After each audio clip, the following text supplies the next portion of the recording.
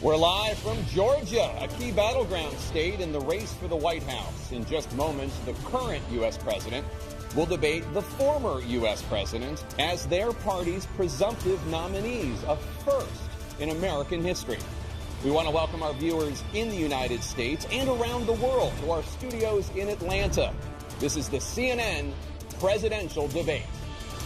This debate is being produced by CNN and is coming to you live on CNN, CNN International, CNN.com, CNN Max, and CNN Espanol. This is a pivotal moment between President Joe Biden and former President Donald Trump in their rematch for the nation's highest office.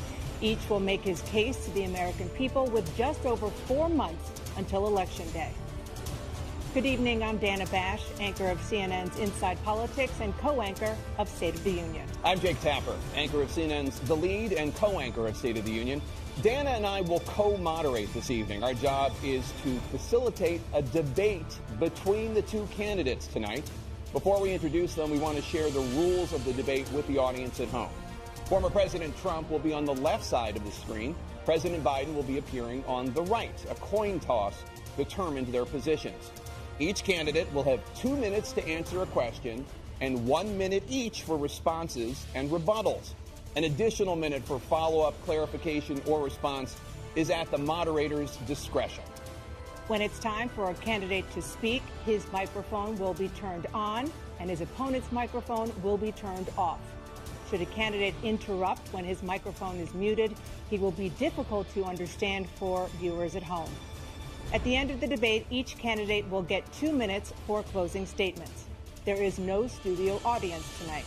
Pre-written notes, props, or contact with campaign staff are not permitted during the debate. By accepting our invitation to debate, both candidates and their campaigns agreed to accept these rules.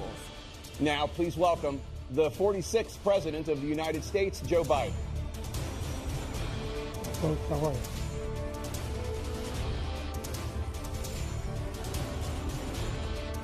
Great to be here. Thank you. And please welcome the 45th President of the United States, Donald Trump.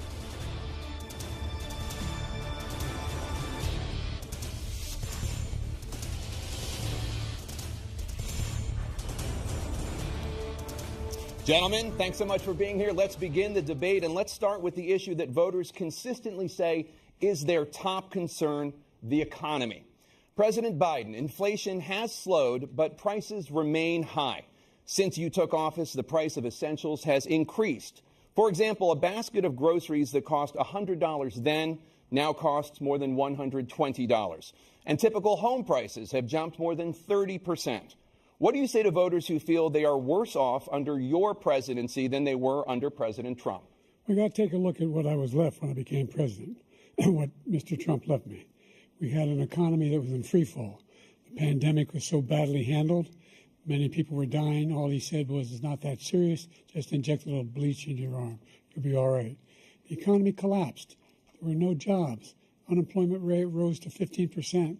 It was terrible. And so what we had to do was try to put things back together again.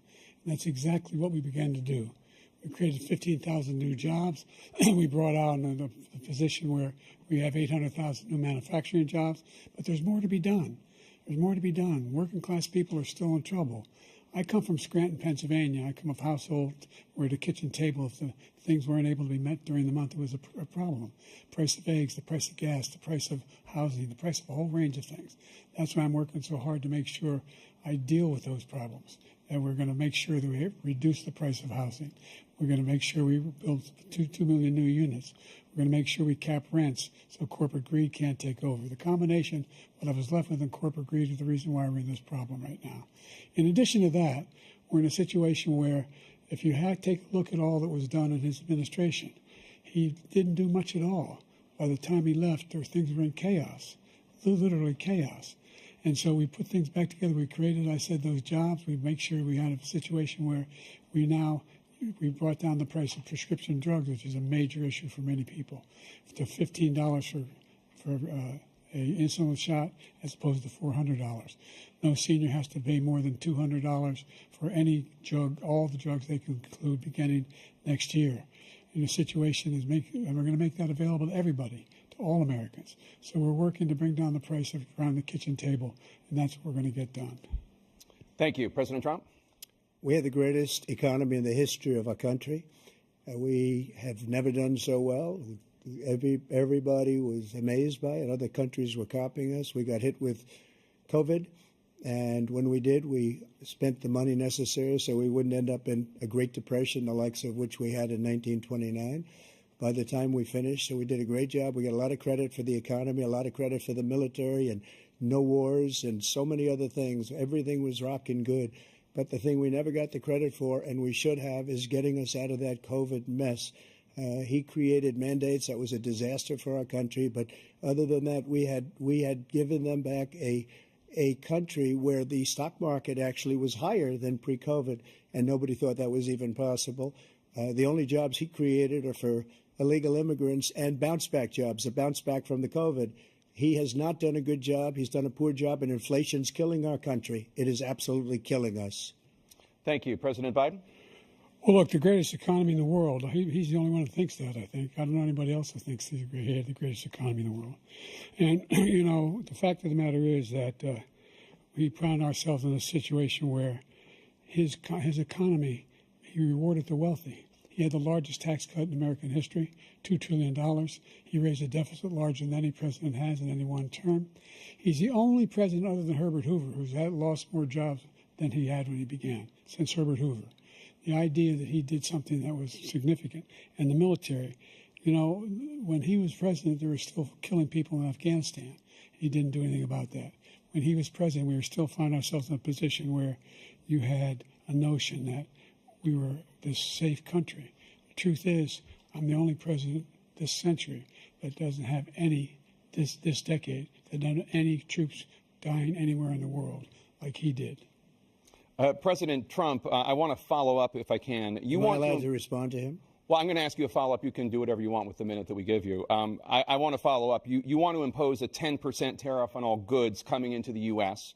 How will you ensure that that doesn't drive prices even higher? It's not going to drive them higher. It's just going to cost countries that have been ripping us off for years, like China and many others, in all fairness to China. It's going to just force them to pay us a lot of money, reduce our deficit tremendously, and give us a lot of power for other things. But he made a statement. The only thing he was right about is I gave you the largest tax cut in history. I also gave you the largest regulation cut in history. That's why we had all the jobs. And the jobs went down, and then they bounced back, and he's taking credit for bounce-back jobs. You can't do that. He also said he inherited 9% inflation. Now, he inherited almost no inflation, and it stayed that way for 14 months. And then it blew up under his leadership because they spent money like a bunch of people that didn't know what they were doing. And they don't know what they were doing. It was the worst, probably the worst administration in history. There's never been. And as far as Afghanistan is concerned, I was getting out of Afghanistan, but we were getting out with dignity, with strength, with power. He got out. It was the most embarrassing day in the history of our country's life. President Trump, over the last 8 years, under both of your administrations, the national debt soared to record highs. And according to a new nonpartisan analysis, President Trump, your administration approved $8.4 trillion in new debt, while so far, President Biden, you've approved $4.3 trillion in new debt. So, former President Trump, many of the tax cuts that you signed into law are set to expire next year. You want to extend them and go even further, you say. With the U.S. facing trillion-dollar deficits and record debt, why should top earners and corporations pay even less in taxes than they do now? Because the tax cuts spurred the greatest economy that we've ever seen just prior to COVID. And even after COVID, it was so strong that we were able to get through COVID much better than just about any other country.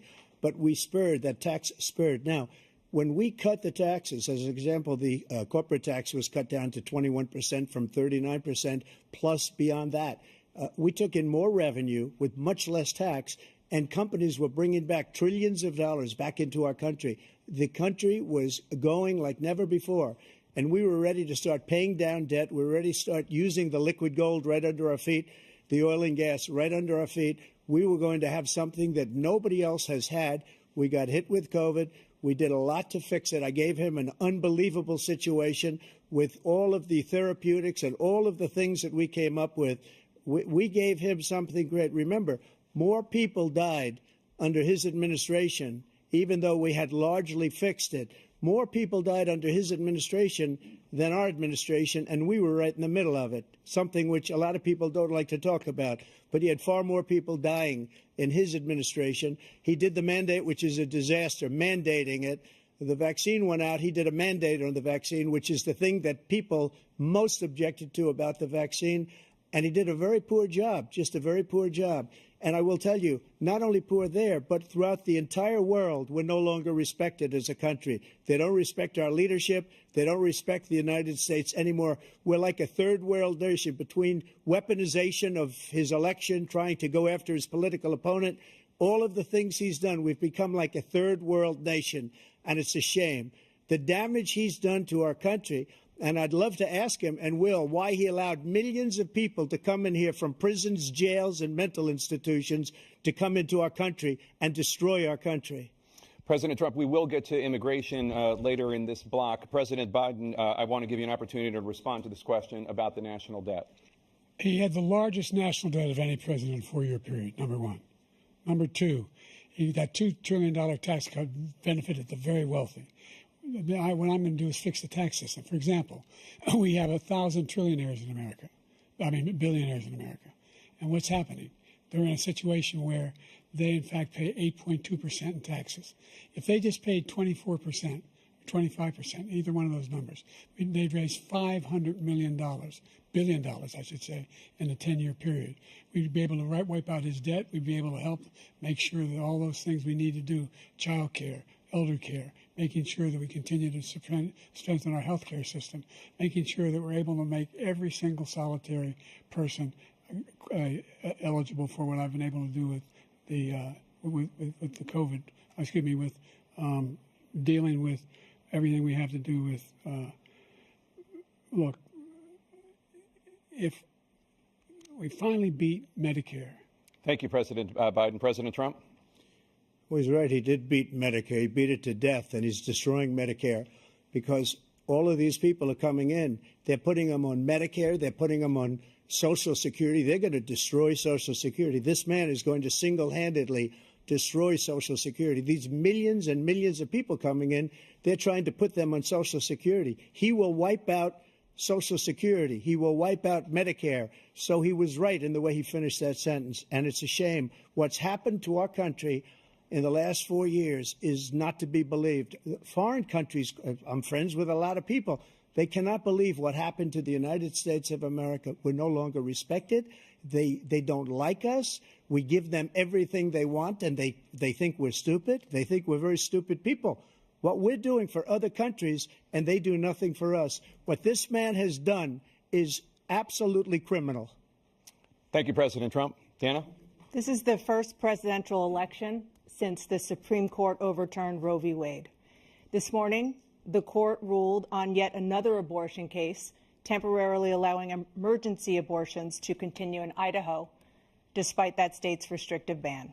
Former President Trump, you take credit for the decision to overturn Roe v. Wade, which returned the issue of abortion to the states. Correct. However, the federal government still plays a role in whether or not women have access to abortion pills. They're used in about 2/3 of all abortions. As president, would you block abortion medication? First of all, the Supreme Court just approved the abortion pill, and I agree with their decision to have done that, and I will not block it. And if you look at this whole question that you're asking, complex but not really complex. 51 years ago, you had Roe v. Wade, and everybody wanted to get it back to the states. Everybody, without exception. Democrats, Republicans, liberals, conservatives. Everybody wanted it back. Religious leaders.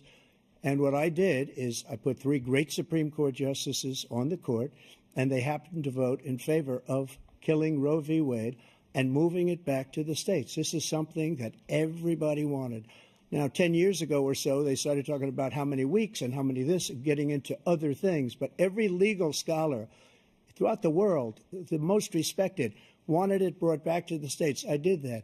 Now the states are working it out. If you look at Ohio, it was a decision that was an end result that was a little bit more liberal than you would have thought. Kansas, I would say the same thing. Texas is different. Florida is different. But they're all making their own decisions right now. And right now, the states control it. That's the vote of the people. Like Ronald Reagan, I believe in the exceptions. I am a person that believes. And frankly, I think it's important to believe in the exceptions. Some people, you have to follow your heart. Some people don't believe in that. But I believe in the exceptions for rape, incest, and the life of the mother. I think it's very important. Some people don't. Follow your heart. But you have to get elected also. And because that has to do with other things. You got to get elected. The problem they have is they're radical because they will take the life of a child in the 8th month, the 9th month, and even after birth. After birth, if you look at the former governor of Virginia, he was willing to do this. He said, we'll put the baby aside and we'll determine what we do with the baby, meaning we'll kill the baby. What happened is we brought it back to the states, and the country is now coming together on this issue. It's been a great thing. Thank you. President Biden? It's been a terrible thing, what you've done. The fact is that the vast majority of constitutional scholars supported Roe when it was decided, supported Roe. And that's this idea that they're all against it is just ridiculous. And this is the guy who says the state should be able to have it. We're a state where in 6 weeks, you don't even know whether you're pregnant or not, but you cannot see a doctor and have him decide on what your circumstances are, whether you need help. The idea that states are able to do this is a little like saying we're going to turn civil rights back to the states, let each state have a different rule. Look, there's so many young women who have been, including a young woman who just was murdered, and he went to the funeral.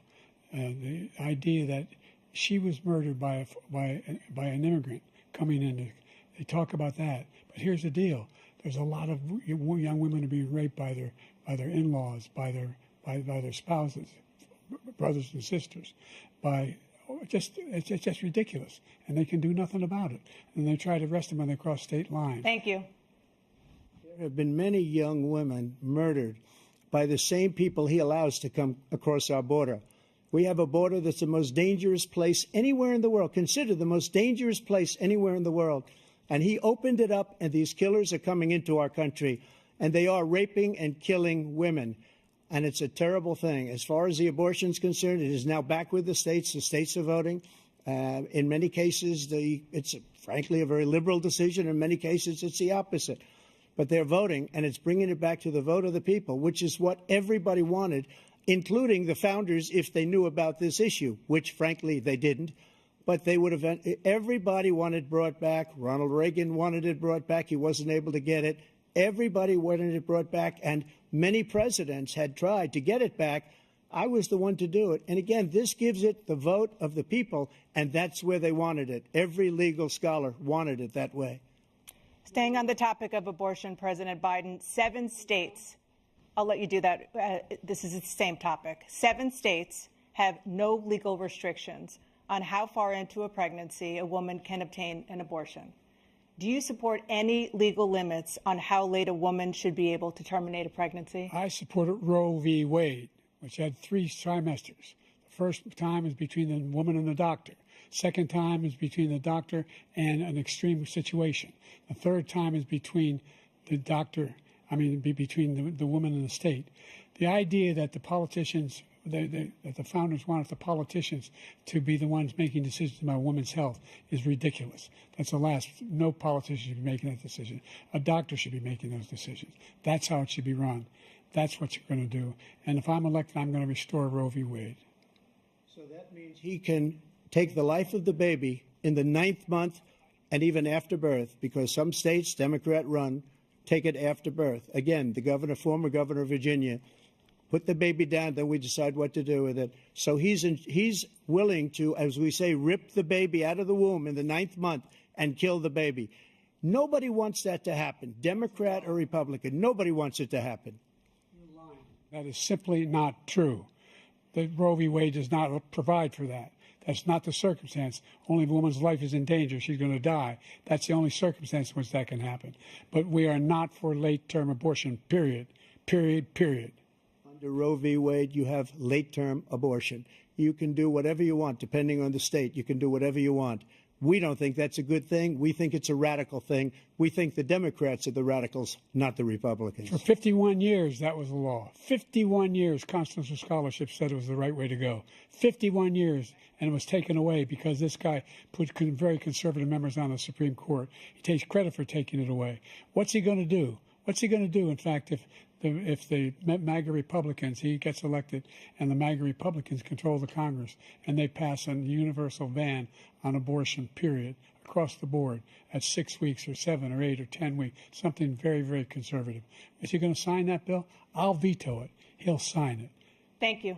Let's turn now to the issue of immigration and border security. President Biden, a record number of migrants have illegally crossed the southern border on your watch. Overwhelming border states and overburdening cities such as New York and Chicago, and in some cases causing real safety and security concerns. Given that, why should voters trust you to solve this crisis? Because we worked very hard to get a bipartisan agreement that not only changed all of that, it made sure that we are in a situation where you had no circumstance where they could come across the border with the number of border police there are now. We significantly increased the number of asylum officers. By the way, the Border Patrol endorsed my position. In addition to that, we found ourselves in a situation where when he was president, he was separating babies from their mothers, putting them in cages, making sure the families were separated. That's not the right way to go. What I've done since I've changed the law, what's happened? I've changed it in a way that now you're in a situation where there are 40% fewer people coming across the border illegally. That's better than when he left office. And I'm going to continue to move until we get the total ban on the total initiative relative to what we can do with more Border Patrol and more asylum officers. President Trump? I really don't know what he said at the end of that sentence. I don't think he knows what he said either. Look, we had the safest border in the history of our country. The border, all he had to do was leave it. All he had to do was leave it. He decided to open up our border, open up our country to people that are from prisons, people that are from mental institutions, insane asylum, terrorists. We have the largest number of terrorists coming into our country right now, all terrorists, all over the world, not just in South America, all over the world. They come from the Middle East, everywhere. All over the world, they're pouring in. And this guy just left it open. And he didn't need legislation because I didn't have legislation. I said, close the border. We had the safest border in history. In that final couple of months of my presidency, we had, according to Border Patrol, who is great, and by the way, who endorsed me for president, but I won't say that, but they endorsed me for president. Brandon, just speak to him. But look, we had the safest border in history. Now we have the worst border in history. There's never been anything like it. And people are dying all over the place, including the people that are coming up in caravans. Thank you, President Trump. President Biden? The only terrorist who's done anything crossing the border is one who came along and killed three, under his administration, killed an al-Qaeda person come in his administration, killed 3 American soldiers. That's the only terrorist that's there. I'm not saying that no terrorist ever got through, but the idea they're emptying their prisons, we're welcoming these people, that's simply not true. There's no data to support what he said. Once again, he's exaggerating, he's lying. President Trump, staying on the topic of immigration, you've said that you're going to carry out, quote, the largest domestic deportation operation in American history, unquote. Does that mean that you will deport every undocumented immigrant in America, including those who have jobs, including those whose spouses are citizens, and including those who have lived here for decades? And if so, how will you do it? Just 1 second. He said we killed 3 people. The people we killed are al-Baghdadi and Soleimani, the 2 greatest terrorists, biggest terrorists anywhere in the world, and it had a huge impact on everything, not just border, on everything.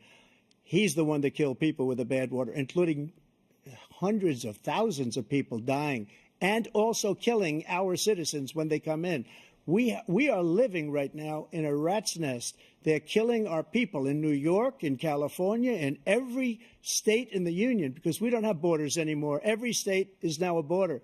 And because of his ridiculous, insane, and very stupid policies, people are coming in and they're killing our citizens at a level that we've never seen. We call it migrant crime. I call it Biden migrant crime. They're killing our citizens at a level that we've never seen before. And you're reading it like these 3 incredible young girls over the last few days.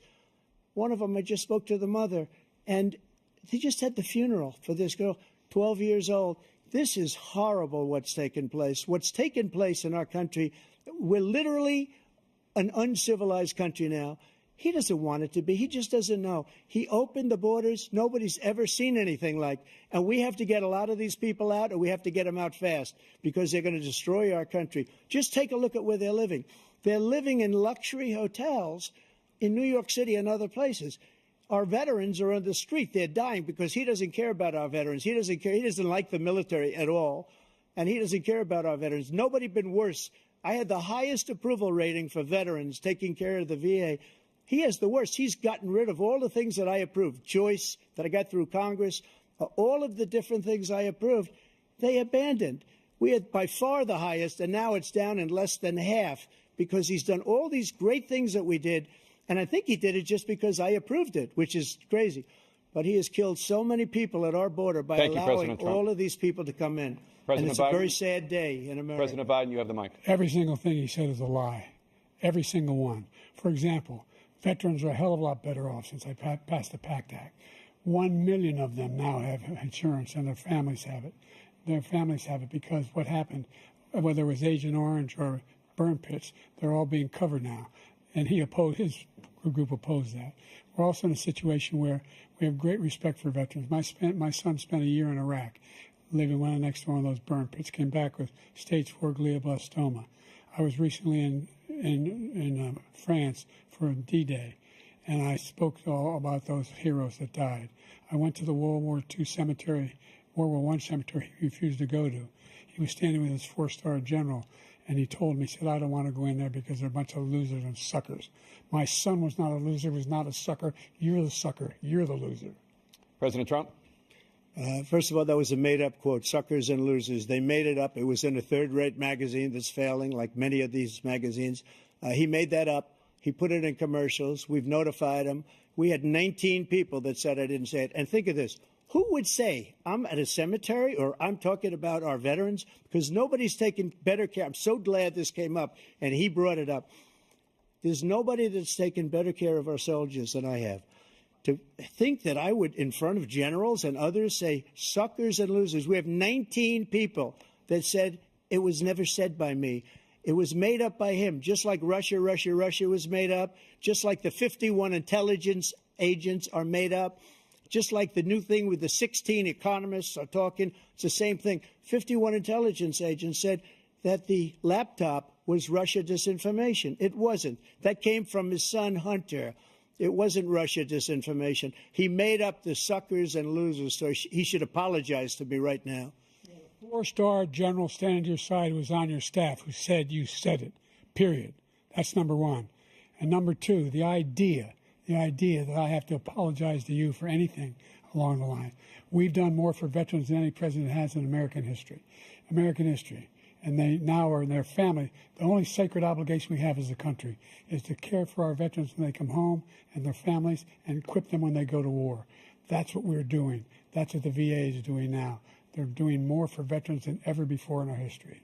All right. Thank you so much. Let's move to the topic of foreign policy. I want to begin with Russia's war against Ukraine, which is now in its 3rd year. Former President Trump, Russian President Vladimir Putin says he'll only end this war if Russia keeps the Ukrainian territory it has already claimed and Ukraine abandons its bid to join NATO. Are Putin's terms acceptable to you? First of all, our veterans and our soldiers can't stand this guy. They can't stand him. They think he's the worst commander-in-chief, if that's what you call him, that we've ever had. They can't stand him. So let's get that straight. And they like me more than just about any of them. And that's based on every single bit of information. As far as Russia and Ukraine, if we had a real president, the president that knew, that was respected by Putin, he would have never invaded Ukraine. A lot of people are dead right now, much more than people know. You know, they talk about numbers. You can double those numbers, maybe triple those numbers. He did nothing to stop it. In fact, I think he encouraged Russia from going in. I'll tell you what happened. He was so bad with Afghanistan. It was such a horrible embarrassment, most embarrassing moment in the history of our country, that when Putin watched that and he saw the incompetence, that he should have fired those generals, like I fired the one that you mentioned. And so he's got no love lost. But he should have fired those generals. No general got fired for the most embarrassing moment in the history of our country, Afghanistan, where we left billions of dollars of equipment behind. We lost 13 beautiful soldiers, and 38 soldiers were obliterated. And by the way, we left people behind, too. We left American citizens behind. When Putin saw that, he said, you know what? I think we're going to go in and maybe take this was his dream. I talked to him about it, his dream. The difference is he never would have invaded Ukraine. Never. Just like Israel would have never been invaded in a million years by Hamas. You know why? Because Iran was broke with me. I wouldn't let anybody do business with them. They ran out of money. They were broke. They had no money for Hamas. They had no money for anything. No money for terror. That's why you had no terror at all during my administration. This place, the whole world is blowing up under him. President Biden? I've never heard so much malarkey in my whole life. Look, the fact of the matter is that we're in a situation where, let's take the last point first. Iran attacked American troops, caused brain damage for a number of these troops, and he did nothing about it. Recently, not when he was president. They attacked. He said they're just having headaches. That's all it is. He didn't do a thing when the attack took place, number one. Number two, we got over 100,000 Americans and others out of Afghanistan during that airlift. Number three, we found ourselves in a situation where, if you take a look at what Trump did in Ukraine, this guy told Trump, do whatever you want and do whatever you want.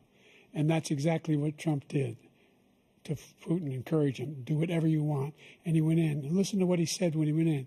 He was going to take Kyiv in 5 days, remember? Because it's part of the old Soviet Union. That's what he wanted to reestablish, Kyiv. And he, in fact, didn't do it at all. He wasn't able to get it done. And they've lost thousands and thousands of troops, 500,000 troops. President Trump, I never come back said to you that. for 1 minute. I just want to go back to my original question, which is, are Putin's terms acceptable to you? Keeping the territory in Ukraine? No, they're not acceptable. But look, this is a war that never should have started. If we had a leader in this war, he led everybody along. He's given $200 billion now or more to Ukraine. He's given $200 billion. That's a lot of money. I don't think there's ever been anything like it. Every time that Zelensky comes to this country, he walks away with $60 billion. He's the greatest salesman ever. And I'm not knocking him. I'm not knocking anything. I'm only saying the money that we're spending on this war, and we shouldn't be spending, it should have never happened. I will have that war settled between Putin and Zelensky as president-elect before I take office on January 20th. I'll have that war settled. People being killed so needlessly, so stupidly, and I will get it settled, and I'll get it settled fast before I take office. President Biden, you have a minute. The fact is that Putin is a war criminal. He's killed thousands and thousands of people. And he has made one thing clear. He wants to reestablish what was part of the Soviet Empire, not just a piece. He wants all of Ukraine. That's what he wants. And then you think he'll stop there? Do you think he'll stop when if he takes Ukraine? What do you think happens to Poland? What do you think of Belarus? What do you think happens to those NATO countries? And so if you want a war, you ought to find out what he's going to do, because if in fact he does what he says and walks away, and by the way, all that money we give Ukraine are from weapons we make here in the United States. We give them the weapons, not the money at this point. And our NATO allies have produced as much funding for Ukraine as we have. That's why we're strong. Thank you. Moving on to the Middle East. In October, Hamas attacked Israel, killing more than 1,000 people and taking hundreds of hostages. Among those held and thought to still be alive are 5 Americans. Israel's response has killed thousands of Palestinians and created a humanitarian crisis in Gaza.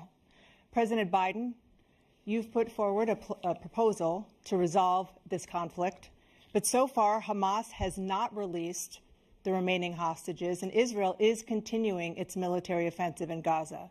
So what additional leverage will you use to get Hamas and Israel to end the war? You have 2 minutes. Number one, everyone from the United Nations Security Council straight through to the G7 to the Israelis and Netanyahu himself have endorsed the plan I put forward, which has 3 stages to it. The first stage is trade the hostages for a ceasefire. Second phase is a ceasefire with additional conditions. The third phase is the end of the war. The only one who wants the war to continue is Hamas. Number one, they're the only ones standing out. We're still pushing hard to get them to accept. In the meantime, what's happened in Israel, we're finding the only thing I've denied Israel was 2,000-pound bombs. They don't work very well in populated areas. They kill a lot of innocent people. We're providing Israel with all the weapons they need and when they need them. And by the way, I'm the guy that organized the world against Iran when they had a full-blown intercontinental ballistic missile attack on Israel. No one was hurt. No one Israeli was accidentally killed, and it stopped. We saved Israel. We are the biggest producer of support for Israel of anyone in the world. And so there are two different things. Hamas cannot be allowed to be continued. We continue to send our experts and our intelligence people as to how they can get Hamas like we did bin Laden. You don't have to do it. And by the way, they've been greatly weakened, Hamas, greatly weakened, and they should be. They should be eliminated. But you've got to be careful for using certain weapons among population centers. Just going back to Ukraine for 1 second. We have an ocean separating us. The European nations together have spent $100 billion, or maybe more than that, less than us.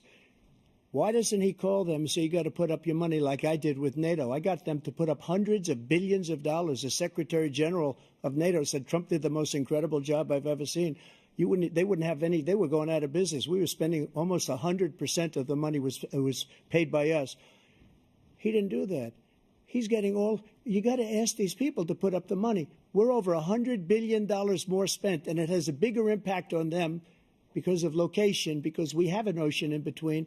You got to ask them. As far as Israel and Hamas, Israel's the one that wants to go. He said the only one that wants to keep going is Hamas. Actually, Israel is the one, and you should let him go and let him finish the job. He doesn't want to do it. He's become like a Palestinian, but they don't like him because he's a very bad Palestinian. He's a weak one. President Biden, you have a minute. I've never heard so much foolishness. This is a guy who wants to get out of NATO. Are you going to stay in NATO? He's going to pull out of NATO. The idea that we have our strength lies in our alliances as well.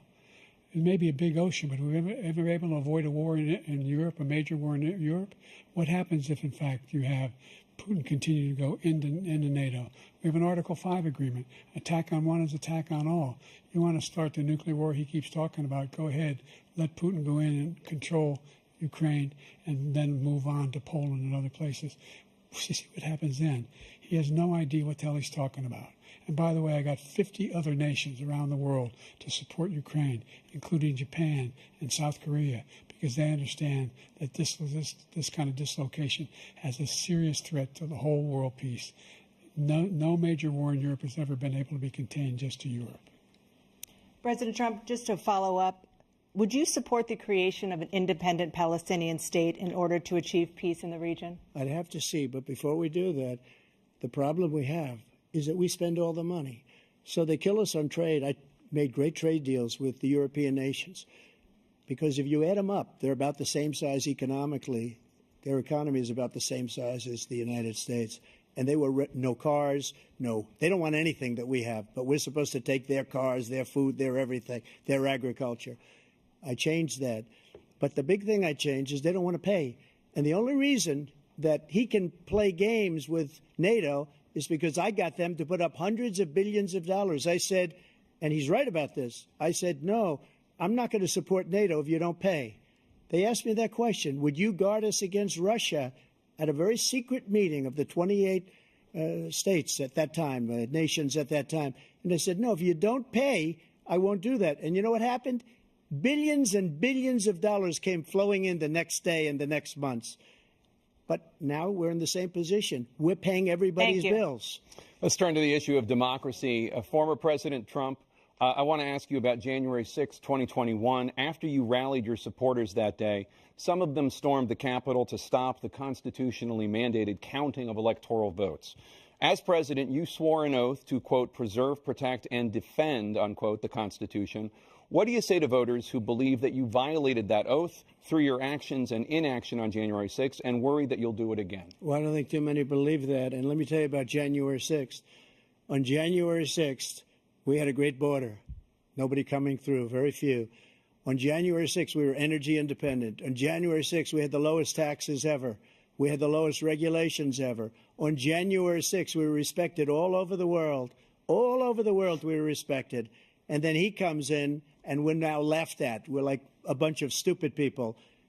What happened to the United States' reputation under this man's leadership is horrible, including weaponization, which I'm sure at some point you'll be talking about, where he goes after his political opponent because he can't beat him fair and square. You have 80 seconds left. My question was, what do you say to those voters who believe that you violated your constitutional oath through your actions and inaction on January 6, 2021, and worry that you'll do it again? Well, I didn't say that to anybody. I said peacefully and patriotically. And Nancy Pelosi, if you just watched the news from 2 days ago, on tape to her daughter, who's a documentary filmmaker, they say, but she's saying, oh, no, it's my responsibility. I was responsible for this. Because I offered her 10,000 soldiers or National Guard, and she turned them down. And the mayor in writing, by the way, the mayor in writing turned it down, the mayor of D.C. They turned it down. I offered 10,000 because I could see, I had virtually nothing to do. They asked me to go make a speech. I could see what was happening. Everybody was saying they're going to be there on January 6th. They're going to be there. And I said, you know what? There's a lot of people coming. You could feel it. You could feel it, too, and you could feel it. And I said, they ought to have some National Guard or whatever. And I offered it to her. And she now admits that she turned it down. And it was the same day she was, I don't know, she can't be very happy with her daughter because it made her into a liar. She said, I take full responsibility for January 6th. President Biden? Look, he encouraged those folks to go up on Capitol Hill, number one. I sat in the dining room off the Oval Office. He sat there for 3 hours watching, begging, being begged by his vice president and a number of his colleagues on the Republican side as well to do something, to call for a stop, to end it. Instead, they talked about these people being patriots and great patrons of America. In fact, he says he'll now forgive them for what they've done. They've been convicted. He says he wants to commute their sentences and say that no. But he went to every single court in the nation. I don't know how many cases, scores of cases, including the Supreme Court, and they said, no, this guy is responsible for doing what was done. He did do a damn thing, and these people should be in jail, and they should be the ones who are being held accountable. And he wants to let them all out. And now he says if he loses again, such a whiner that he is, that there could be a bloodbath. Thank you, President Biden. President Trump? What they've done to some people that are so innocent, you ought to be ashamed of yourself. What you have done, how you've destroyed the lives of so many people. When they ripped down Portland, when they ripped down many other cities, you go to Minnesota, Minneapolis, what they've done there, with the fires all over the city. If I didn't bring in the National Guard, that city would have been destroyed. When you look at all of they took over big chunks of Seattle. I was all set to bring in the National Guard. They heard that. They saw them coming, and they left immediately. What he said about this whole subject is so off. Peacefully patriotic. One other thing. The Unselect Committee, which is basically two horrible Republicans that are all gone now, out of office, and Democrats, all Democrats, they destroyed and deleted all of the information they found because they found out we were right. We were right. And they deleted and destroyed all of the information. They should go to jail for that. If a Republican did that, they'd go to jail. Thank you, President Trump. President Biden, I want to give you a minute. The only person on this stage is a convicted felon is the man I'm looking at right now. And the fact of the matter is, what he's telling you is simply not true. The fact is that there was no effort on his part to stop what was going on up in Capitol Hill. And all those people, every one of those who were convicted, deserves to be convicted. The idea that they didn't kill somebody, just went in and broke down doors, broke the windows, occupied offices, turned over desks, turned them over statues. The idea that those people are patriots? Come on. When I asked him the first two debates we had, first time around, I said, will you denounce the Proud Boys? He said, no, I'll tell them to stand by. The idea he's refusing, will you denounce these guys? Will you denounce the people we're talking about now? Will you denounce the people who attacked that Capitol? What are you going to do? I'm going to give you a minute, President Trump, for a follow-up question I have. After a jury convicted you of 34 felonies last month, you said if reelected, you would, quote, have every right to go after, unquote, your political opponents. You just talked about members of the Select Committee on January 6th going to jail. Your main political opponent is standing on stage with you tonight. Can you clarify exactly what it means about you feeling you have every right to go after your political opponents? Well, I said my retribution is going to be success. We're going to make this country successful again, because right now it's a failing nation. My retribution is going to be success. But when he talks about a convicted felon, his son is a convicted felon at a very high level. His son is convicted, going to be convicted probably numerous other times. Should have been convicted before, but his Justice Department let the statute of limitations lapse on the most important things. But he could be a convicted felon as soon as he gets out of office. Joe could be a convicted felon with all of the things that he's done. He's done horrible things. All of the death caused at the border, telling the Ukrainian people that we're going to want $1 billion or you change the prosecutor. Otherwise, you're not getting $1 billion. If I ever said that, that's quid pro quo. That we're not going to do anything. We're not going to give you $1 billion unless you change your prosecutor having to do with the son. This man is a criminal. This man, you're lucky. You're lucky. I did nothing wrong. We'd have a system that was rigged and disgusting. I did nothing wrong. Thank you, President Trump. President Biden, you have said, I'm coming right to you, sir. You want to respond? Go ahead. I'll give you a minute to respond. The idea that I did anything wrong relative to what you're talking about is outrageous. It's simply a lie, number one.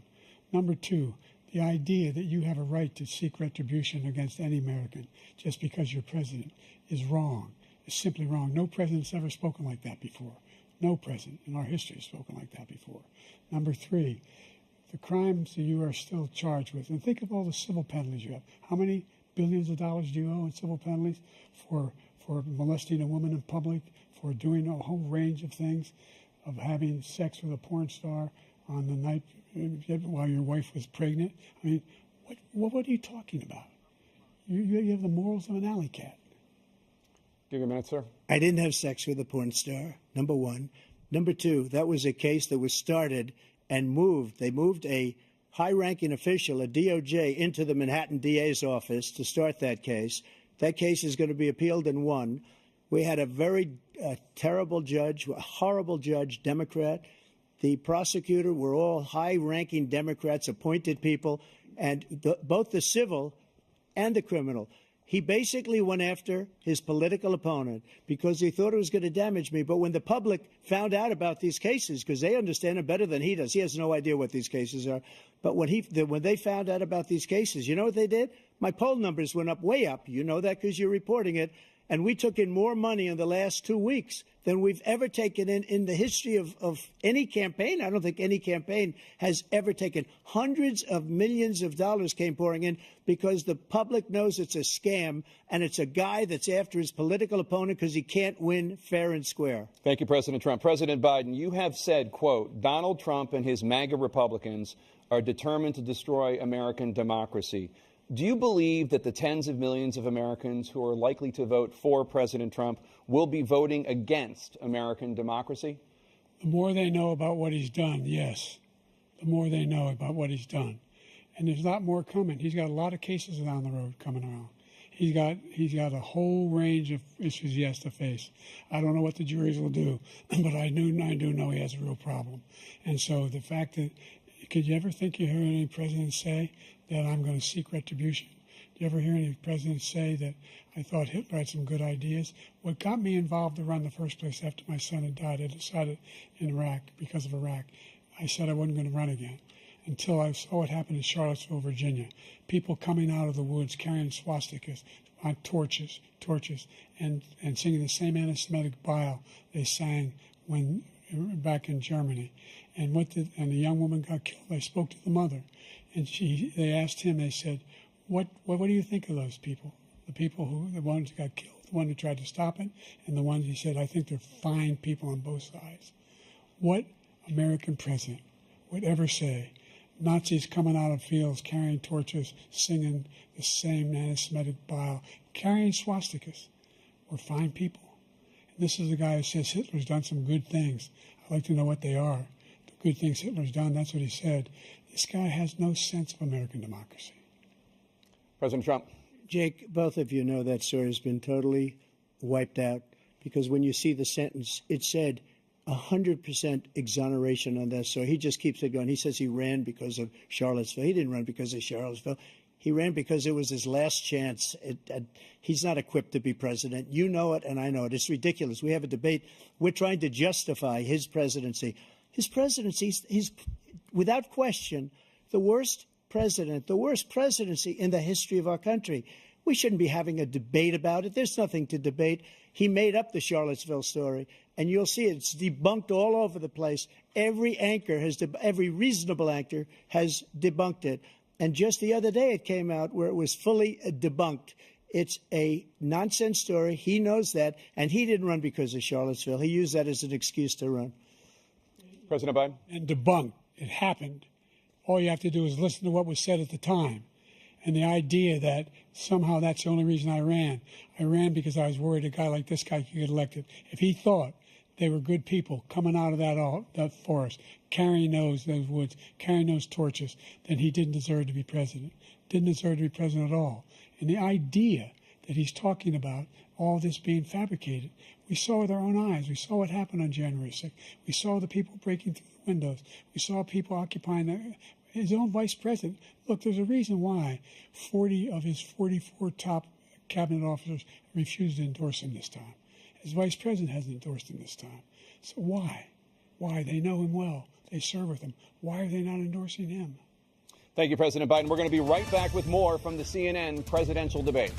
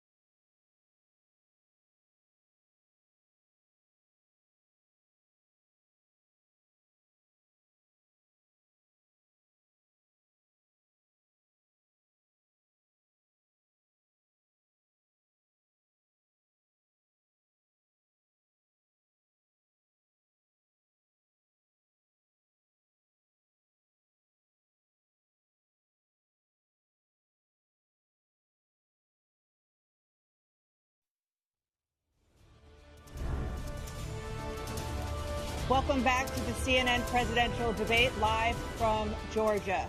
Let's talk about persistent challenges you both faced in your first terms and you'd certainly face again in a second term. President Biden, while black unemployment dropped to a record low under your presidency, black families still earned far less than white families. Black mothers are still 3 times more likely to die from pregnancy-related causes, and black Americans are imprisoned at 5 times the rate of white Americans. What do you say to black voters who are disappointed that you haven't made more progress? They acknowledge they made a lot of progress, number one. The fact of the matter is there's more small black businesses that have been started than any time in history. Number two, the wages of black unemployment is the lowest level it's been in a long, long time. Number three, we're providing housing for black Americans and dealing with the segregation that exists among these corporations that collude to keep people out of their houses. And in addition to that, we find that the impact on the choice that black families have to make relative to child care is incredibly difficult. When we did the first major piece of legislation in the past, I was able to reduce black child care costs. I cut them in half. We've got to make sure we provide for child care costs. We've got to make sure, because when you provide those child care protections, you increase economic growth because more people can be in the job market. So there's more to be done, considerably more to be done. But we've done a great deal so far, and I'm not letting up, and they know it. You have 49 seconds left. What do you say to black voters who are disappointed with the progress so far? I say I don't blame them for being disappointed. Inflation is still hurting them badly. For example, I provided for the idea that any black family, first-time home buyer, should get a $10,000 tax credit to be able to buy their first home so they can get started.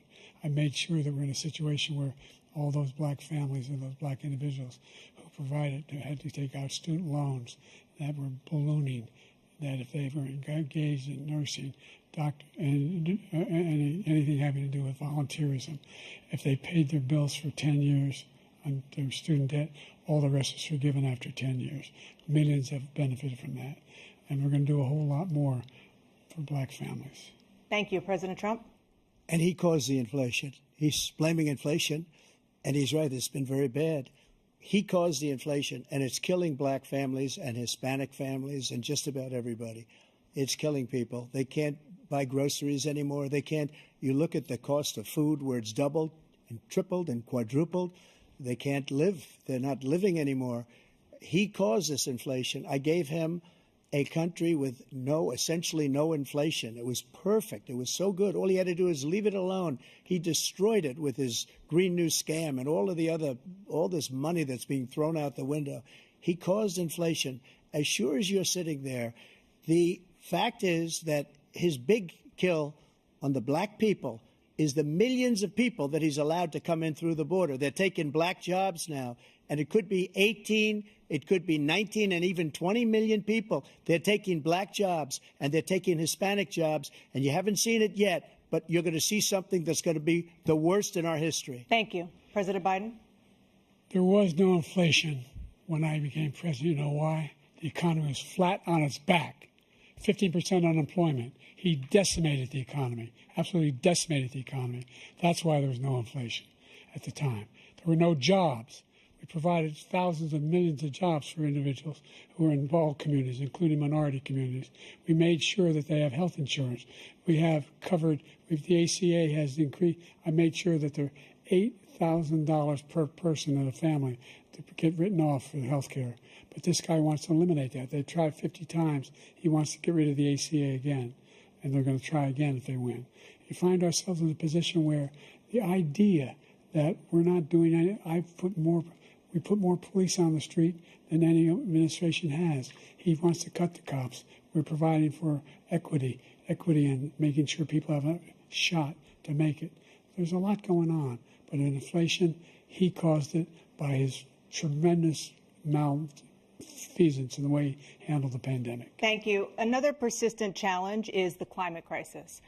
2023 was the hottest year in recorded history, and communities across the country are confronting the devastating effects of extreme heat, intensifying wildfires, stronger hurricanes, and rising sea levels. Former President Trump, you've vowed to end your opponent's climate initiatives, but will you take any action as president to slow the climate crisis? Well, let me just go back to what he said about the police, how close the police are to him.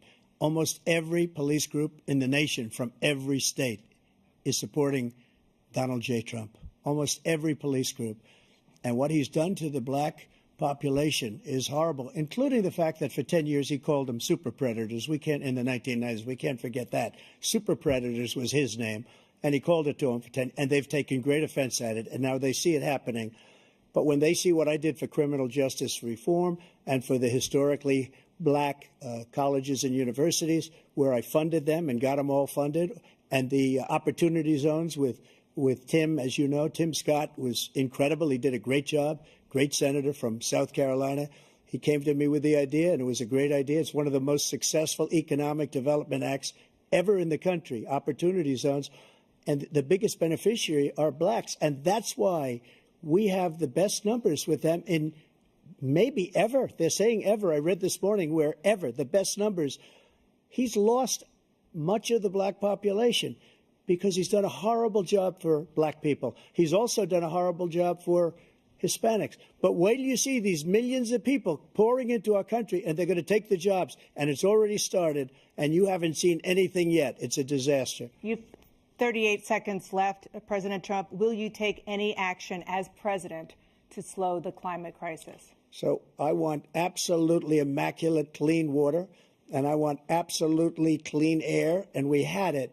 We had H2O. We had the best numbers ever, and we were using all forms of energy, all forms, everything. And yet, during my 4 years, I had the best environmental numbers ever. And my top environmental people gave me that statistic just before I walked on the stage, actually. I don't know where the hell he's been. The idea that anything he said is true. I've passed the most extensive climate change legislation in history. We find ourselves, and by the way, black colleges. I came up with $15 billion for HBCUs, historic black universities and colleges, because they don't have those. They don't have the kind of contributors that they have to build these laboratories and the like. Any black student is capable in college of doing any white student can do. They just don't have the money. But now they'll be able to get those jobs in high tech. We're in a situation where the idea that he is claiming to have done something that had the cleanest water, he hadn't done a damn thing for the environment. He pulled out of the Paris Peace Accord, Climate Accord. I immediately joined it because if we reach 1.5 degrees Celsius at any one point, there's no way back. The only existential threat to humanity is climate change, and he didn't do a damn thing about it. He wants to undo all that I've done. The Paris Accord was going to cost us $1 trillion, and China nothing, and Russia nothing, and India nothing.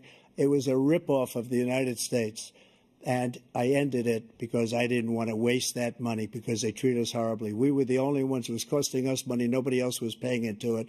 And it was a disaster. But everything that he said just now, I'll give you an example. I heard him say before insulin.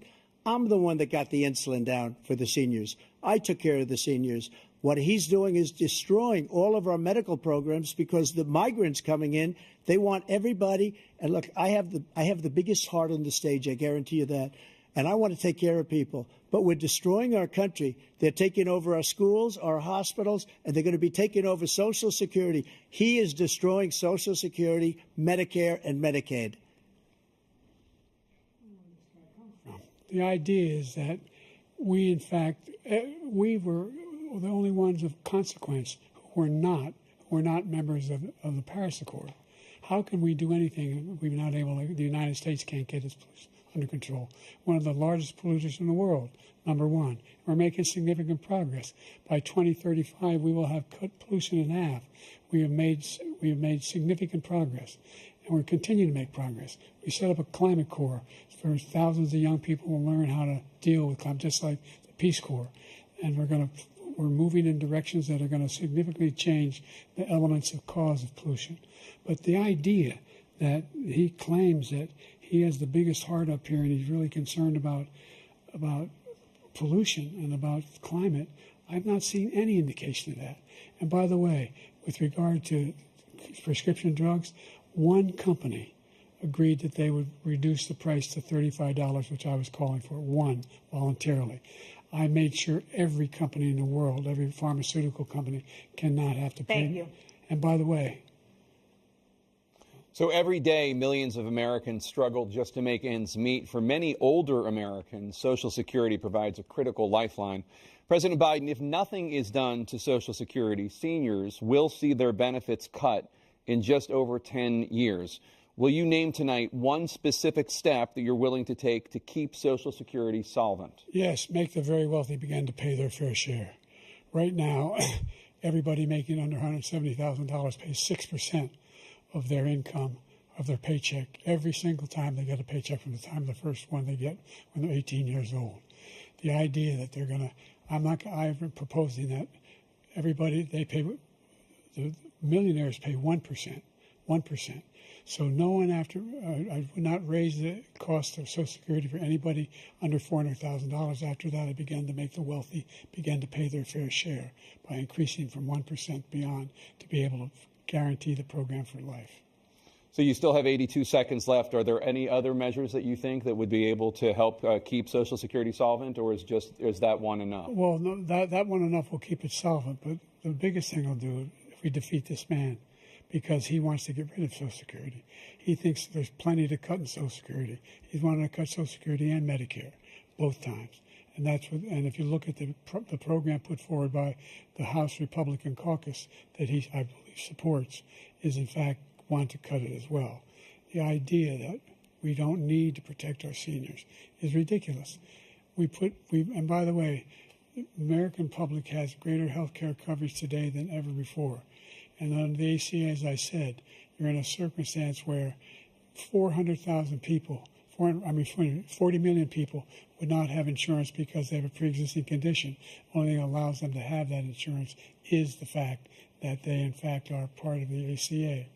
And by the way, the other thing is, we're in a situation where we talk about education for black communities. I've raised the amount of money for Pell Grants by another $8,000. So anybody making under $70,000 a year is going to be able to get $15,000 toward their tuition. He just doesn't know what he's talking about. Thank you, President Biden. President Trump. So I've dealt with politicians all my life. I've been on this side of the equation for the last 8 years. I've never seen anybody lie like this guy. He lies. I've never seen it. He can look you in the face about so many other things, too. And we mentioned the laptop. We mentioned Russia, Ukraine. Everything he does is a lie. It's misinformation and disinformation. The losers and suckers story that he made up is a total lie on the military. It's a disgrace. But Social Security, he's destroying it because millions of people are pouring into our country, and they're putting them onto Social Security. They're putting them onto Medicare, Medicaid. They're putting them in our hospitals. They're taking the place of our citizens. What they're doing to the VA, to our veterans, is unbelievable. Our veterans are living in the street, and these people are living in luxury hotels. He doesn't know what he's doing, and it's really coming back. I've never seen such anger in our country before. President Biden. The idea that veterans are not being taken care of, I told you before. And by the way, when I said suckers and losers, he acknowledged after that he fired that general. That general got fired because he's the one that acknowledged that that's what he said. He was the one standing with Trump when he said it, number one. Number two, the idea that we're going to be in a situation where all these millions and millions, the way he talks about it, illegal aliens are coming into the country and taking away our jobs. There's a reason why we have the fastest growing economy in the world, the reason why we have the most successful economy in the world. We're doing better than any other nation in the world. And by the way, those 15 Nobel laureates he talked about being phony, those 15 Nobel laureates, economists, they all said that if Trump is reelected, we're likely to have a recession and inflation is going to increasingly go up. And by the way, worst president in history, 159 presidential scholars voted him the worst president in the history of the United States of America. President Biden, thank you so much. Let's turn to the cost of child care, which many American families struggle to afford. President Trump, both you and President Biden have tried to address this issue, but the average cost of child care in this country has risen to more than $11,000 a year per child. For many families, the cost of child care for 2 children is more than their rent. In your second term, what would you do to make child care more affordable? Just to go back, the general got fired because he was no good. And if he said that, that's why he made it up. But we have 19 people that said I didn't say it, and they're very highly respected, much more so than him. The other thing is, he doesn't fire people. He never fired people. I've never seen him fire anybody. I did fire a lot. I fired Comey because he was no good. I fired a lot of the top people at the FBI, drained the swamp. They were no good. Not easy to fire people. You'd pay a price for it, but they were no good. I inherited these people. I didn't put him there. I didn't put Comey there. He was no good. I fired him. This guy hasn't fired anybody. He never fires. He should have fired every military man that was involved with that the Afghanistan horror show, the most embarrassing moment in the history of our country. He didn't fire. Did you fire anybody? Did you fire anybody that's on the border that's allowed us to have the worst border in the history of the world? Did anybody get fired for allowing 18 million people, many from prisons, many from mental institutions? Did you fire anybody that allowed our country to be destroyed? Joe, our country is being destroyed as you and I sit up here and waste a lot of time on this debate. This shouldn't be a debate. He is the worst president. He just said about me because I said it. But look, he's the worst president in the history of our country. He's destroyed our country. Now all of a sudden he's trying to get a little tough on the border. He came out with a nothing deal, and it reduced it a little bit, like this much. It's insignificant. He wants open borders. He wants our country to either be destroyed or he wants to pick up those people as voters. And I don't think we just can't let it happen. If he wins this election, our country doesn't have a chance, not even a chance, of coming out of this rut. We probably won't have a country left anymore. That's how bad it is. He is the worst in history by far. Thank you, President Trump. President Biden? We are the most admired country in the world. We're the United States of America. There's nothing beyond our capacity. We have the finest military in the history of the world, the finest in the history of the world. No one thinks we're weak. No one wants to screw around with us. Nobody, number one. Number two, the idea that we're talking about worst presidents. I wasn't joking. Look it up or go online. 159 or 58, don't hold me the exact number, presidential historians, they've had meetings and they voted who's the worst president in American history. One through best to worst. They said he was the worst in all of American history. That's a fact. That's not conjecture. He can argue they're wrong, but that's what they voted. The idea that he is doing anything to deal with child care, he did for virtually nothing to child care. We should significantly increase the child care tax credit. We should significantly increase the availability of women and men or single parents to be able to go back to work. And we should encourage businesses to have. Thank you, President Biden. President Trump, the question was about what would you do to make child care more affordable, if you want to take your minute. Just so you understand, we have polling, we have other things that they rate him the worst because what he's done is so bad. And they rate me, I'll show you, I will show you, and they rate me one of the best, okay? And if I'm given another 4 years, I will be the best. I think I'll be the best. Nobody's ever created an economy like us. Nobody ever cut taxes like us.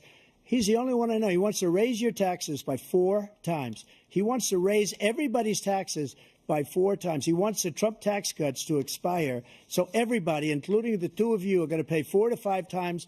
Nobody ever heard of this before. All my life, I'd grow up and I'd see politicians talking about cutting taxes. When we cut taxes, as I said, we did more business. Apple and all these companies, they were bringing money back into our country. The worst president in history by far, and everybody knows it. President Biden? Look, the fact of the matter is that he's dead wrong about, he's increased the tariff, he will increase the taxes on middle-class people. I said I'd never raise the tax on anybody making less than $400,000. I didn't. But this tariff is 10% tariffs. Everything coming in the country, you know what the economists say? That's going to cost the average American $2,500 a year more because they're going to have to pay the difference in food and all the things that are very important. Number two, he's in a situation where he talks about how he has not raised. He's somehow helped the middle class. The middle class have been devastated by you. Now you want a new tax cut of $5 trillion over the next 10 years, which is going to fundamentally bankrupt the country. You had the largest deficit of any president in American history, number one. Number two, you have not, in fact, made any contact, any progress with China.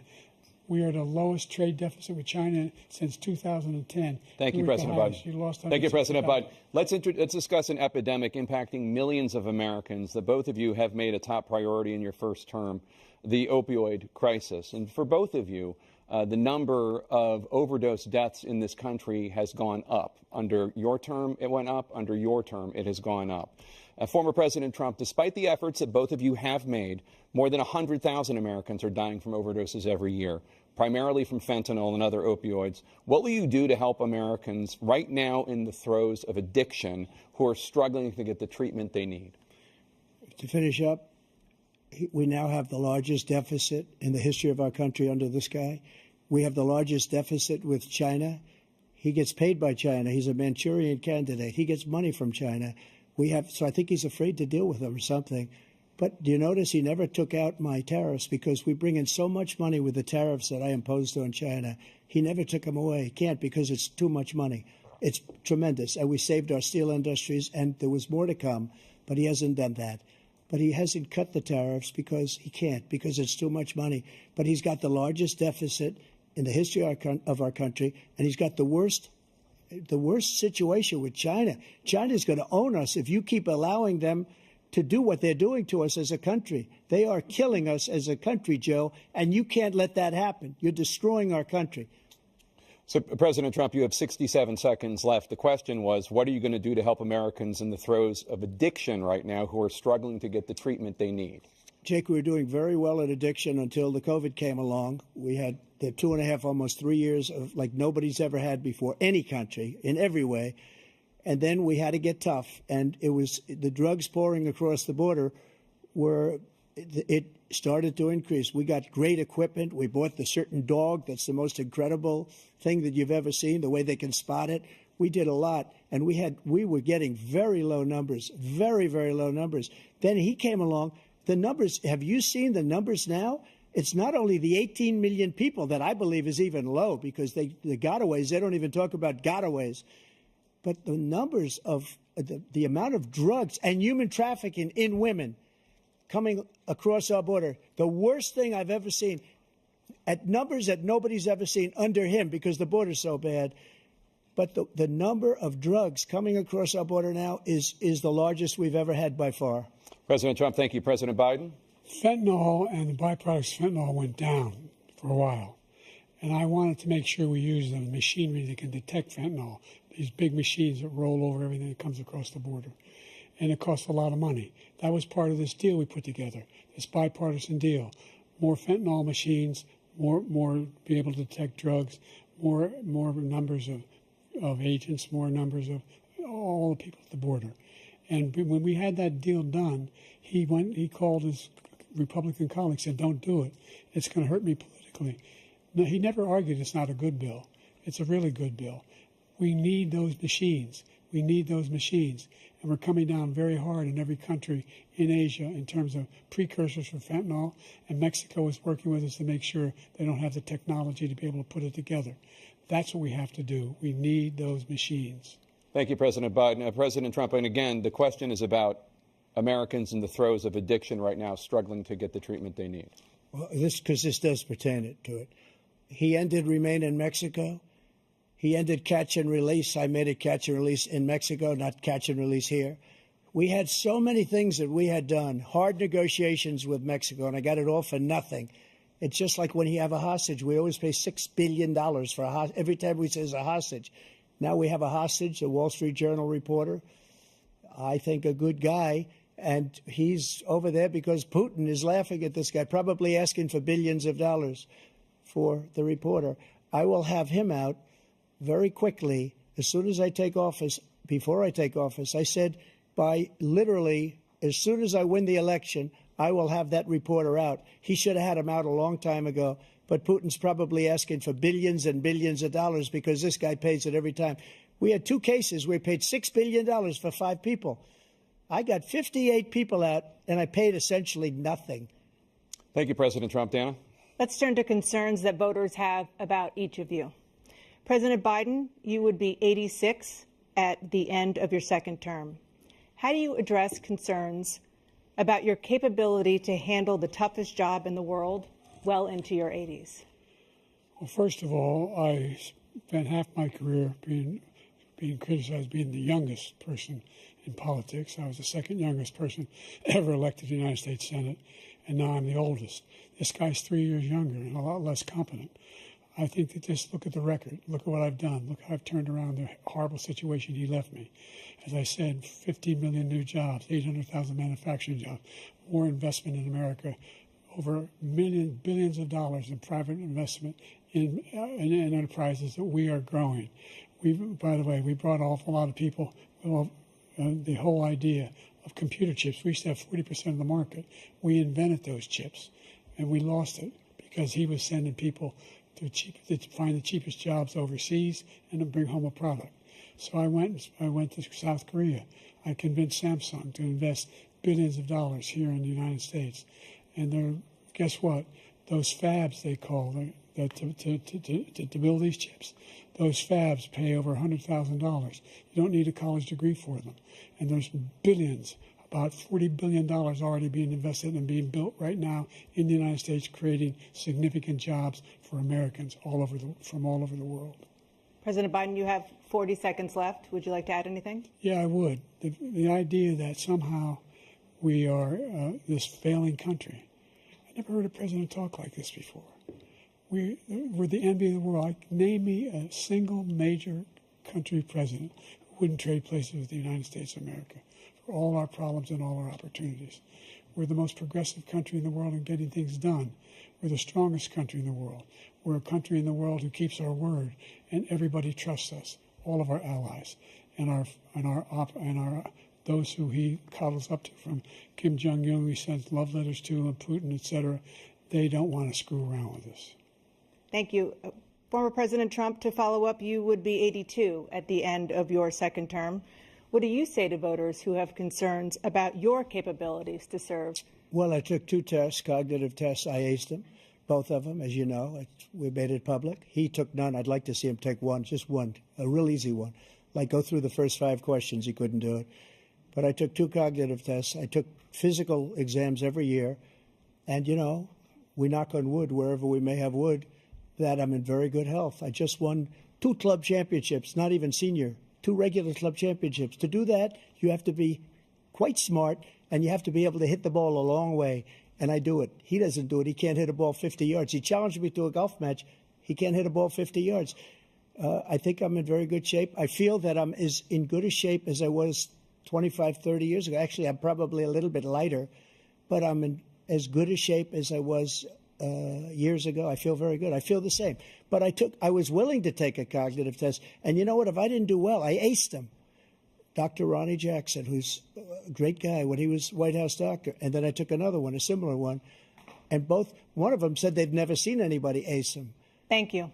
President Biden? You can see he is 6'5" and only 223 pounds, or 235 pounds. Well, you said 6'4", 200. Well, anyway, anyway, just take a look at what he says he is, and take a look at what he is. Look, I'd be happy to have a driving contest with him. I got my handicap, which when I was vice president, down to a 6. But by the way, I told you before, I'm happy to play golf if you carry your own bag.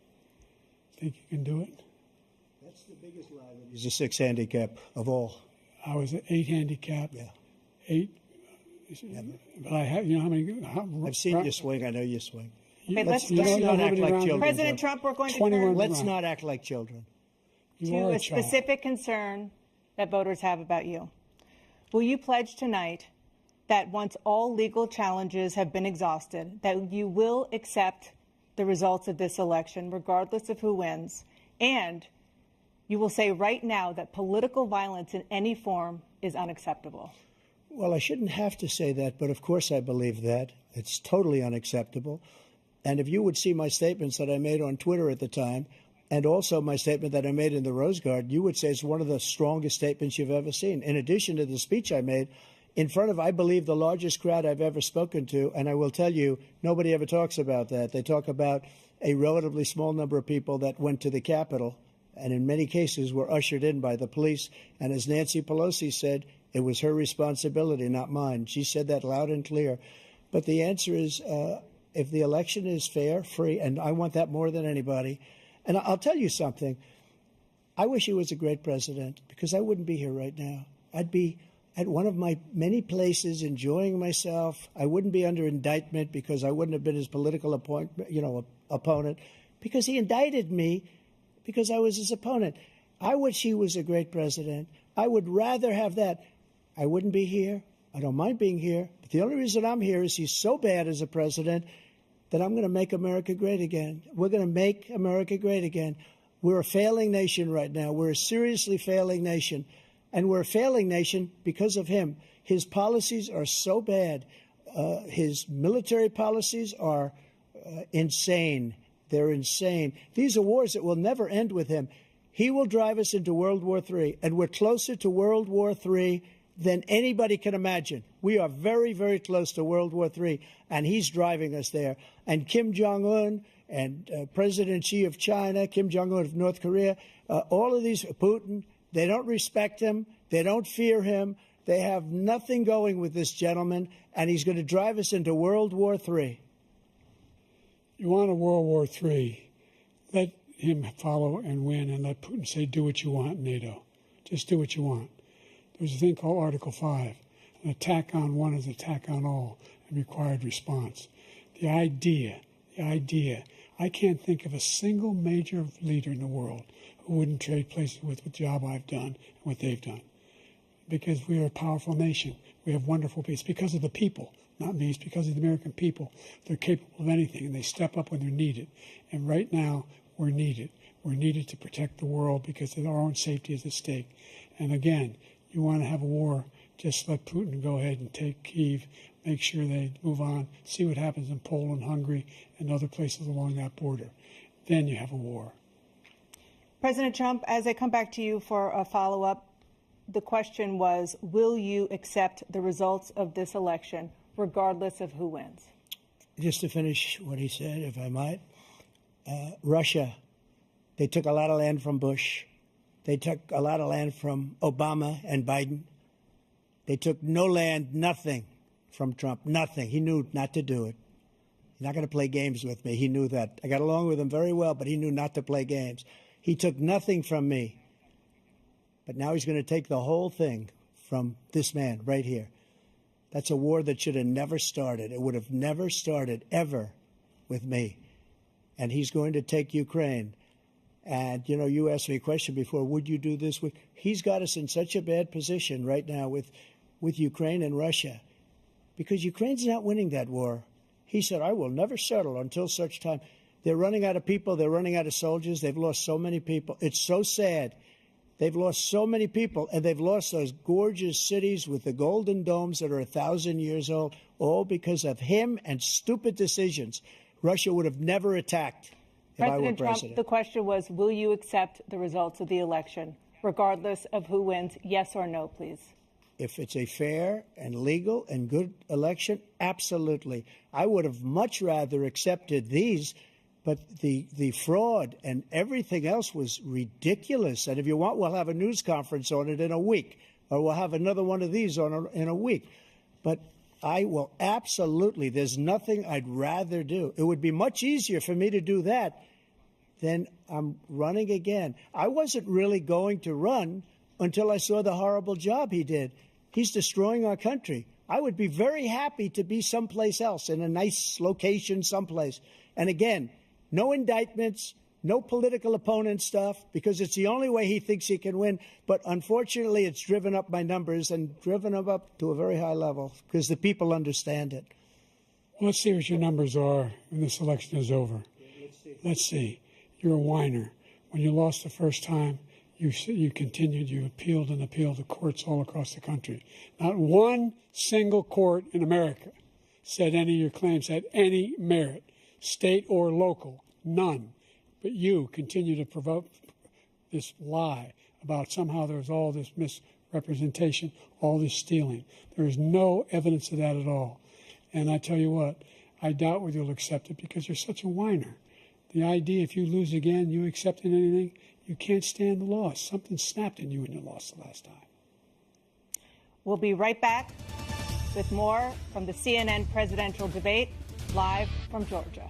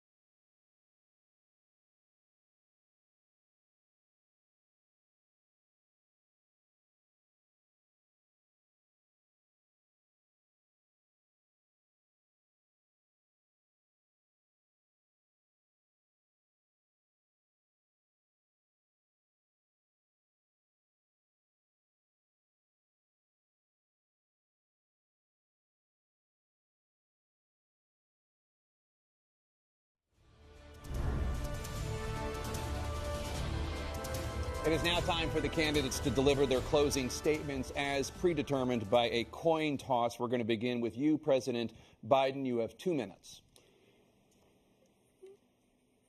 We've made significant progress from the debacle that was left by President Trump in his last term. We find ourselves in a situation where, number one, we have to make sure that we have a fair tax system. I ask anyone out there in the audience, or anyone out watching this debate, do you think the tax system is fair? The fact is that I said nobody even making under $400,000 had a single penny increase in their taxes, and will not. And if I'm reelected, that'll be the case again. But this guy has increased your taxes because of the deficit. Number one, he's increased inflation because of the debacle he left after the way he handled the pandemic. And he finds himself in a position where he now wants to tax you more by putting a 10% tariff on everything that comes into the United States of America. What I did, when, for example, he wants to get rid of the ability of Medicare for us to be able to negotiate drug prices with the big pharma companies. Well, guess what? We got it down to $35 for insulin instead of $400. No more than $2,000 for every senior, no matter how much prescription they need. You know what that did? That reduced the federal debt by $160 billion over 10 years because the government doesn't have to pay the exorbitant prices. I'm going to make that available to every senior all along. It's happening now, and everybody in America. He wants to get rid of that. I'm going to make sure that we have child care. We're going to significantly increase the credits people have for child care. I'm going to make sure we do something about what we're doing on lead pipes and all the things that are causing health problems for people across the country. We're going to continue to fight to bring down inflation and give people a break. Thank you, President Biden. President Trump, you now have 2 minutes for your closing statement. Like so many politicians, this man is just a complainer. He said, we want to do this, we want to do that, we want to get rid of this tax, that tax. But he doesn't do anything. All he does is make our country unsafe by allowing millions and millions of people to pour in. Our military doesn't respect him. We look like fools in Afghanistan. We didn't stop Israel. It was such a horrible thing that would have never happened. It should have never happened. Iran was broke. Anybody that did business with Iran, including China, they couldn't do business with the United States. They all passed. Iran was broke. They had no money for Hamas or Hezbollah, for terror, no money whatsoever. Again, Ukraine should have never happened. He talks about all this stuff, but he didn't do it. For 3.5 years, we're living in hell. We have the Palestinians and we have everybody else rioting all over the place. You talk about Charlottesville. This is 100 times Charlottesville, 1,000 times. The whole country is exploding because of you, because they don't respect you, and they have to respect their president, and they don't respect you throughout the world. What we did was incredible. We rebuilt the military. We got the largest tax cut in history, the largest regulation cut in history. The reason he's got jobs is because I cut the regulations that gave jobs, but he's putting a lot of those regulations back on. All of the things that we've done, nobody's never seen anything like. Even from a medical standpoint, right to try, where we can try space-age materials instead of going to Asia or going to Europe and trying to get when you're terminally ill. Now you can go and you can get something. You sign a document. They've been trying to get it for 42 years. But you know what we did for the military was incredible. Choice for our soldiers, where our soldiers, instead of waiting for 3 months to see a doctor, can go out and get themselves fixed up and readied up and take care of themselves, and they're living. And that's why I had the highest approval rating in the history of the VA. So all of these things, we're in a failing nation, but it's not going to be failing anymore. We're going to make it great again. Thank you, former President Trump, President Biden.